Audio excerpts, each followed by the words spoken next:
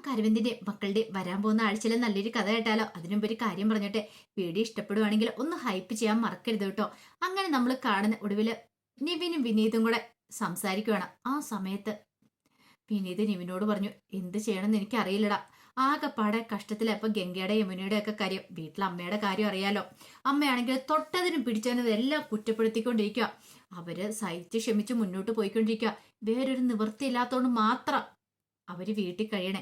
അപ്പോഴേക്കും നീവും പറഞ്ഞു, ഇനിയിപ്പോ എന്ത് ചെയ്യും, എന്ത് ചെയ്യണമെന്ന് അറിയില്ല. ആ വീട് തിരിച്ചു പിടിക്കാൻ പറ്റുമായിരുന്നെങ്കിലോ. അമ്മാവൻ പോയി കഴിഞ്ഞോട് കൂടിയിട്ട് തകർന്നു പോയത് അമ്മായി ആ 4 മക്കളാന്ന് പറഞ്ഞു. എനിക്കറിയില്ല അമ്മാവൻ ഇത്ര പെട്ടെന്ന് ഇങ്ങനെ ഉണ്ടാകാൻ കാരണം എന്താന്ന്. ഒരുപക്ഷെ അമ്മാവൻ ഇത് മുൻകൂർ കണ്ടായിരുന്നു തോന്നുന്നു മനസ്സിൽ.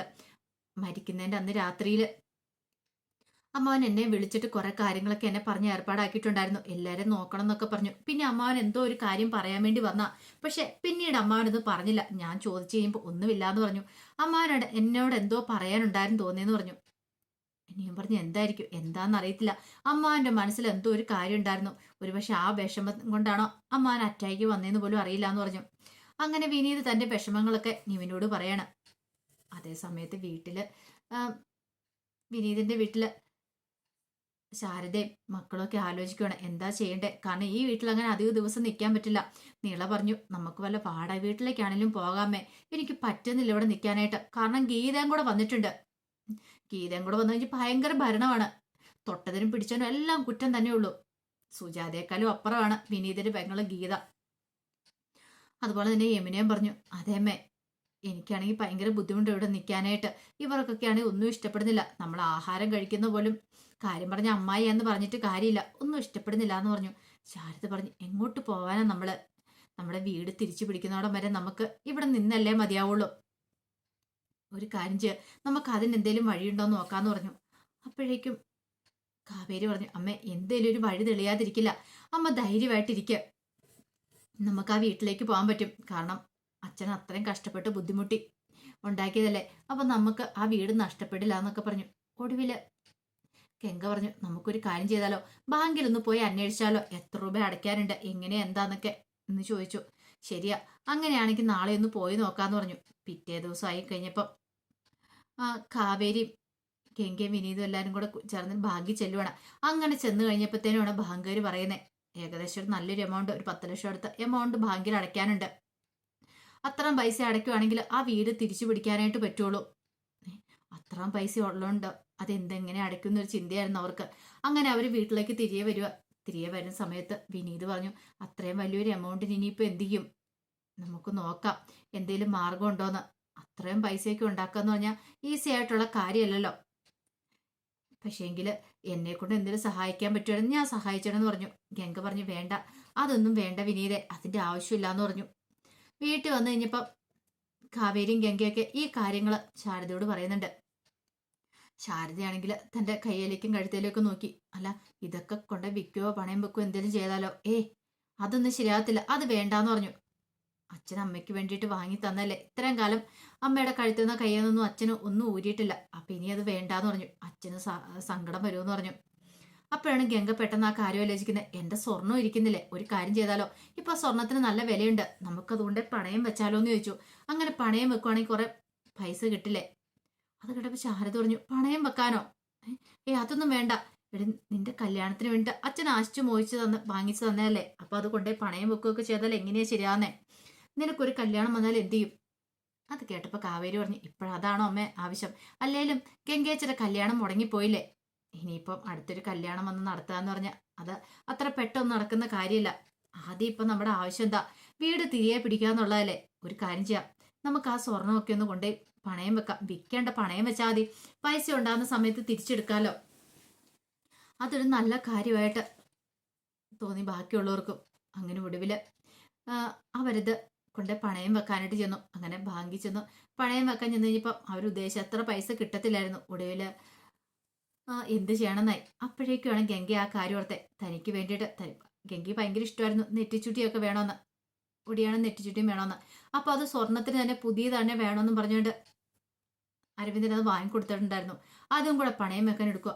ആ സമയത്ത് കാവേരി ചോദിച്ചു, ഇത് വെക്കണോ ചേച്ചെന്ന് ചോദിച്ചു. വെക്കണം, അല്ല അതിന്റെ ആവശ്യമുണ്ടോ, വെക്കണോന്ന് പറഞ്ഞു. അങ്ങനെ അതും കൂടെ വെച്ച് കഴിഞ്ഞപ്പോഴത്തേനും പൈസ തകഞ്ഞു. കുറച്ച് പൈസ ബാലൻസ് വരും പണയം വെച്ച് കഴിയുമ്പോൾ. അപ്പോഴേക്കും ഗംഗ പറഞ്ഞു അതെന്റെ അക്കൗണ്ടിലേക്ക് ഇട്ടേക്കാൻ പറഞ്ഞു. ആ സമയം കാവേരി ചോദിച്ചു അതെന്തിനാ, ചിലപ്പോൾ ആവശ്യം വരും. എന്തേലും ആവശ്യം വന്നാൽ നമ്മുടെ ഈ പൈസ വേറെ ഒന്നും ഇല്ലല്ലോ. കാരണം ഇത്രയും കാലം അരവിന്ദനാണ് കാര്യങ്ങളൊന്നും നോക്കിക്കൊണ്ടിരുന്നത്. പൈസയുടെ കാര്യങ്ങളൊക്കെ ഒന്നും അവർക്കൊന്നും അറിയേണ്ട കാര്യം ഉണ്ടായിരുന്നില്ല. ചോദിക്കുമ്പോൾ ജയവാലം കൊണ്ടേ പൈസ കൊണ്ടേ കൊടുക്കും. അരവിന്ദൻ പൈസ അയച്ചു കൊടുക്കുമ്പോൾ ജയവാലം കൊണ്ടേ കൊടുക്കും. അങ്ങനെയായിരുന്നു. പക്ഷെ ഇപ്പോഴാണ് അവർ പണത്തിന്റെ ബുദ്ധിമുട്ടും കാര്യങ്ങളൊക്കെ അറിയണത്. അങ്ങനെ പിന്നീട് അവര് പണയം വെച്ച് കിട്ടുന്ന പൈസ കൊണ്ട് നേരെ ബാങ്കിലേക്ക് പോവാണ്. ആ സമയത്ത് നീളയും ശാരദയൊക്കെ വീട്ടിലിരിക്കുകയാണ്. ഇരിക്കണ സമയത്താണ് വലിയ ദേഷ്യത്തോട് കൂടിയിട്ട് ഗീത അങ്ങോട്ടേക്ക് വരുന്നത്. ഗീത വന്നിട്ട് പറഞ്ഞു, ഓ എല്ലാരും കൂടെ ഇവിടെ തിന്നു കൊടുത്തിരിക്കുവല്ലേ, ഒരു ജോലിയും ചെയ്യണ്ട, സുഖമായിട്ട് ഇരിക്കാലോ എന്നൊക്കെ പറഞ്ഞു. എന്തിയേ ബാക്കി രണ്ടെണ്ണങ്ങൾ എന്തിയെന്ന് ചോദിച്ചു.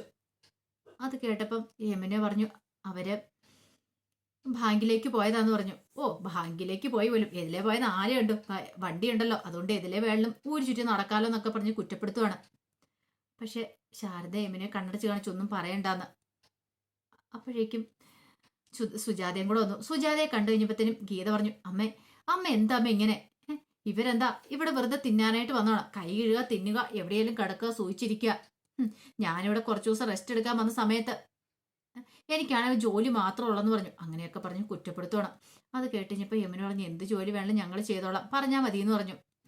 ശാരദ പറഞ്ഞു ഞാനും ചെയ്തോളാന്ന് പറഞ്ഞു. അതെ പറയേണ്ട കാര്യമൊന്നുമില്ല, അടുക്കളയിൽ എങ്ങോട്ട് ചെയ്താൽ മതി എന്ന് പറഞ്ഞു. അതിനുശേഷം സുജാത കുറെ ബെഡ്ഷീറ്റും കമ്പിളും എല്ലാം കൂടെ കൊണ്ടേ കൊടുത്തിട്ട് പറഞ്ഞു, ഇതെല്ലാം കൂടെ കൊണ്ടേ കഴിയിട്ട് വാ, ഇനി വീട്ടിട്ട് കഴിയണ്ട, ഒരു കാര്യം ചെയ്യാം, ആ പുറത്ത് ആറ്റിലെവിടെ തൊട്ടടുത്തൊരു ആറുണ്ട്, അവിടെ കൊണ്ടുപോയി വെച്ച് കഴിയാൽ മതി എന്ന് പറഞ്ഞു. ഇതെല്ലാം കൂടെ കൊണ്ടേ കഴുകുക, പിന്നെ കുറെ വെള്ളം കോരാനും ഒക്കെ ഉണ്ടെന്ന് പറഞ്ഞു. അങ്ങനെ എന്ത് ചെയ്തു, പണികൾ ഓരോന്ന് കൊടുക്കുകയാണ്. നീള വരെ വെള്ളം എല്ലാം കിണറ്റിന്ന് വലിച്ചു കോരുവാണ്. കൊച്ചിന് അത്ര പ്രാക്ടീസ് ഒന്നുമില്ല, എന്നാലും അതൊക്കെ ചെയ്തു. പിന്നീട് തുണി അലക്കാനായിട്ട് യമുനയും കൂട്ടിക്കൊണ്ട് തൊട്ടടുത്തൊരു ആറുണ്ടായിരുന്നു, അവിടേക്ക് പോവാണ്. അങ്ങനെ അവിടെ നിന്ന് തുണിയൊക്കെ കഴുകുകയാണ്. തുണി കഴുകി കുറെ സമയം കഴിഞ്ഞപ്പോഴത്തേനും നിളയ്ക്ക് പെട്ടെന്ന് തല കറങ്ങി. കാരണം നേരെ ചൊവ്വേ ആഹാരം പോലും രാവിലെ കഴിച്ചിട്ടുണ്ടായിരുന്നില്ല. പെട്ടെന്ന് നിള തല കറങ്ങി താഴേക്ക് വീഴുവാണ്. യമുന ഞെട്ടിപ്പോയി. എന്ത് ചെയ്യണമെന്ന് അറിയത്തില്ല യമുനയ്ക്ക്. കുലിക്ക് വിളിച്ചു കഴിഞ്ഞിട്ട് എഴുന്നേക്കുന്നില്ല. അപ്പോഴേക്ക് യമുന നിളയെ കോരിയെടുത്തു. മോളെന്നും പറഞ്ഞുകൊണ്ട് കോരിയെടുത്തോണ്ട് ഓടുക.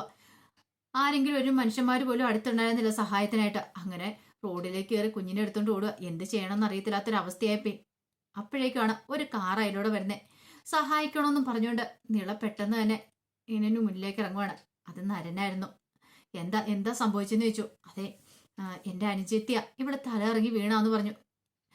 പെട്ടെന്ന് കയറ്റാൻ പറഞ്ഞു. അങ്ങനെ എന്ത് ചെയ്തു, ആ കാറിന് നരൻ അവനെ ഹോസ്പിറ്റലിലേക്ക് കൊണ്ടുപോയില്ലുവാണ്. അങ്ങനെ ഹോസ്പിറ്റലിലേക്ക് കൊണ്ടുപോയി നിലയെ പെട്ടെന്ന് തന്നെ ഒബ്സർവേഷനിലേക്ക് ഏറ്റുവാണ്. ഡോക്ടർമാരൊക്കെ പരിശോധിച്ചിട്ടിരിക്കുക. ആ സമയത്ത് നരൻ അവിടെ നിന്ന് പോന്നു. നരൻ പിന്നെ അവിടെ നിന്നില്ല. ആ സമയത്ത് യമുനയാണെങ്കിൽ കൂടുതലൊന്നും ശ്രദ്ധിക്കാനോ പോയില്ല. കാരണം അപ്പം നോക്കേണ്ട നിളയുടെ കാര്യമാണല്ലോ. പിന്നീട് നരൻ നേരെ ബാങ്കിലേക്ക് വരുവാണ്. ബാങ്കിലേക്ക് വരേണ്ട ഒരു ആവശ്യം ഉണ്ടായിരുന്നു നരന്. ആ സമയത്ത് പണമെല്ലാം അടച്ചു കഴിഞ്ഞപ്പോഴത്തേനുമാണ് കാവേരിയോടും ഗംഗയോടും ബാങ്ക് മാനേജർ ആ കാര്യം പറയണേ. അതെ പണം അടച്ചതിൻ്റെ റെസിപ്റ്റും കാര്യങ്ങളൊക്കെ 2 ദിവസം കഴിഞ്ഞിട്ടോ തരാൻ പറ്റുള്ളൂ. 2 ദിവസം കഴിഞ്ഞിട്ടോ? അതെ 2 ദിവസം കഴിഞ്ഞിട്ട് തരാൻ പറ്റുള്ളൂ, ക്ലോസ് ചെയ്തെന്നുള്ള ആ പേപ്പറുകളൊക്കെ. അത് കേട്ട് കഴിഞ്ഞപ്പോൾ കാവേരി പറഞ്ഞു, അതെന്ത് പരിപാടിയെ സാറേ പറയണേ, അതെങ്ങനെ ശരിയാവും, ഞങ്ങൾ മൊത്തം പണം അടച്ചല്ലേ, പിന്നെ ഇതെങ്ങനെ ശരിയാവുമെന്ന് ചോദിച്ചു. അതെ 2 ദിവസം കഴിഞ്ഞാൽ തരാൻ പറ്റുള്ളൂ എന്ന് പറഞ്ഞാൽ തരാൻ പറ്റുള്ളൂ എന്ന് പറഞ്ഞു. പക്ഷേ ഗംഗയും കാവേരി അവിടെ കിടന്ന് പ്രശ്നം ഉണ്ടാക്കുവാണ്. അപ്പോഴേക്കുമാണ് നരൻ അങ്ങോട്ടേക്ക് വരുന്നത്. നരൻ വന്ന് കഴിഞ്ഞപ്പോൾ ഇവരവിടെ കിടന്ന് പ്രശ്നം ഉണ്ടാക്കുന്ന കാഴ്ച കണ്ടു. അപ്പോഴേക്കും ബാങ്കിലെ ഒരു സ്റ്റാഫിനെ വിളിച്ചിട്ട് കാര്യം എന്താണെന്ന് തിരക്കി. അപ്പോഴേക്കും അയാൾ കാര്യങ്ങൾ പറയണം. ഈയിടെ മരിച്ചുപോയ അരവിന്ദന്റെ മക്കളാണ്, വീട്ടിൽ ലോൺ ഉണ്ടായിരുന്നു, അപ്പോൾ അത് അടച്ചു കഴിഞ്ഞപ്പം അതിൻ്റെ റിസിപ്റ്റും കാര്യങ്ങളൊക്കെ കൊടുക്കണമെന്നായി. പിന്നീട് കാര്യങ്ങളൊക്കെ വിസ്തീരിക്കണം. അല്ല അതെന്താ കൊടുക്കാത്തതെന്ന് ചോദിച്ചു. അതങ്ങനെ പെട്ടെന്ന് കൊടുക്കാൻ പറ്റുന്ന കാര്യമല്ല സാറേ എന്ന് പറഞ്ഞു. അതൊന്നും അറിയണ്ട, അവർ പണം അടച്ചല്ലേന്ന് ചോദിച്ചു. അടച്ച എങ്കിലും ഒരു കാര്യം ചെയ്യാം, എത്രയും പെട്ടെന്ന് അതിൻ്റെ പേപ്പറുകളൊക്കെ റെഡിയാക്കി കൊടുക്കുക. അല്ല അത് പിന്നെ സാർ എന്തിനാ ഈ കാര്യത്തിൽ താല്പര്യപ്പെടുന്നതെന്ന് ചോദിച്ചു. അതെ ആ അച്ഛൻ്റെ മക്കളല്ലേ, അച്ഛൻ മരിച്ചു പോയില്ലേ, എനിക്കും അതുപോലെ ഒരു അച്ഛനുണ്ടായിരുന്നു. ഒരു പക്ഷേ എങ്കിൽ ആ അച്ഛൻ്റെ ആത്മാവിന് പോലും ശാന്തി ഘട്ടത്തിൽ അങ്ങേലോകത്തിരുന്നിട്ട് ഇതുപോലത്തുള്ള ക്രൂരതകൾ ചെയ്തിട്ടുണ്ടെങ്കിൽ എത്രയും പെട്ടെന്ന് ആ പേപ്പറുകൾ ശരിയാക്കി കൊടുക്കാൻ പറഞ്ഞു. അങ്ങനെ എന്ത് ചെയ്തു, പേപ്പറുകളൊക്കെ പെട്ടെന്ന് തന്നെ റെഡിയാക്കി കൊടുക്കണം. അത് കിട്ടിക്കഴിഞ്ഞപ്പോൾ കാവേരിക്കും ഗംഗയ്ക്കൊക്കെ സമാധാനമായി. അവർ സന്തോഷത്തോടെ വീട്ടിലേക്ക് വരുവാണ്. അപ്പോഴാണ് ആ കാര്യങ്ങൾ അറിയണേ. യമുനെ വിളിച്ചിട്ട് നീള ഹോസ്പിറ്റലാന്നുള്ള കാര്യം അറിയുന്നത്. പിന്നീട് നേരെ അവർ ഹോസ്പിറ്റലിലേക്ക് പോയി. അവിടെ ചെന്ന് കുറച്ചു നേരം കഴിഞ്ഞപ്പോൾ തന്നെ ഇഞ്ചക്ഷനൊക്കെ എടുത്ത് കഴിഞ്ഞപ്പോൾ തന്നെ നിളയ്ക്ക് കുറഞ്ഞായിരുന്നു. അങ്ങനെ നിളയും കൂട്ടിക്കൊണ്ട് വീട്ടിലേക്ക് പോരുവാണ്. ഭാഗ്യത്തിന് കുറച്ച് എമൗണ്ട് അക്കൗണ്ടിൽ ഉണ്ടായിരുന്നതുകൊണ്ട് ആ പൈസയൊക്കെ അടയ്ക്കാനായിട്ട് പറ്റി. അല്ലായിരുന്നെങ്കിലും ആരുടെയും മുന്നിൽ കൈ നീട്ടേണ്ട വന്നേനം ഗംഗയ്ക്ക്. അങ്ങനെ വീട്ടിൽ വന്നു കഴിഞ്ഞപ്പം ശാരദയോട് കാര്യങ്ങൾ പറഞ്ഞു. അമ്മ ഇനി പേടിക്കേണ്ട, നമുക്ക് ധൈര്യമായിട്ട് നമ്മുടെ വീട്ടിൽ പോയി കയറി കിടക്കാന്ന്. അതറിഞ്ഞു കഴിഞ്ഞപ്പോൾ ശാരദയ്ക്കും ഭയങ്കര സന്തോഷമായി. അങ്ങനെ അവരെല്ലാം വീട്ടിലേക്ക് പോകുന്നുണ്ട്. പക്ഷേങ്കിൽ ഇതൊട്ടും പിടിച്ചിട്ടുണ്ടായിരുന്നില്ല ഒരാൾക്ക്, ജയപാലിന്. ജയപാലൻ പ്രതീക്ഷിച്ചുകൊണ്ടിരുന്ന ഓസിൽ ആ വീട് തട്ടിയെടുക്കാന്ന് കരുതിയിരുന്ന, പക്ഷെ അതൊന്നും നടന്നില്ലല്ലോ. അപ്പൊ അതിൻ്റെതായ ഒരു ബുദ്ധിമുട്ടും കാര്യങ്ങളൊക്കെ ജയപാലിന് ഉണ്ടാവുന്നുണ്ട്. അതിന്റെ വിശേഷങ്ങളെ കാണുന്നത്. എന്താണെങ്കിലും അധികം വൈകാതെ തന്നെ ജയപാലിന്റെ കള്ളത്തരങ്ങളൊക്കെ പുറത്താവും. അവനാണ് ഈ നാടകങ്ങളെല്ലാം കളിച്ചതെന്നുള്ള സത്യങ്ങളും പുറത്തു വരും. അപ്പൊ ആ വിശേഷങ്ങൾക്കായി നമുക്ക് എല്ലാവർക്കും കാത്തിരിക്കാട്ടോ. ഒരിക്കൽ കൂടി എല്ലാവർക്കും ശുഭദിനം നേർന്നുകൊണ്ട് നിർത്തുന്നു.